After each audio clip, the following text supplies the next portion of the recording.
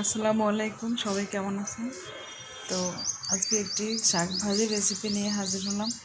এখানে শাক ভাজি করার জন্য আমি পেঁয়াজ, কাঁচামরিচ আর রসুন কুচি ভেজে নিচ্ছি। আর এখানে ডাঁটা শাক, তো ডাঁটা শাক ধুয়ে ভালো করে কুচি করে নিয়েছি।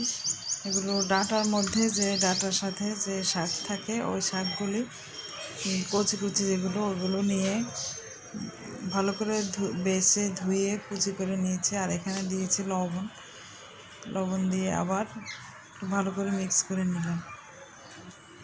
তো আর সামান্য 1 চা চামচ পরিমাণ একটু আটা নিয়ে পানি দিয়ে গুলে এই শাকের মধ্যে দিয়ে দিলাম। আপনারা চাইলে এর মধ্যে চালের গুঁড়িও দিতে পারেন, আমি আটা দিয়েছি।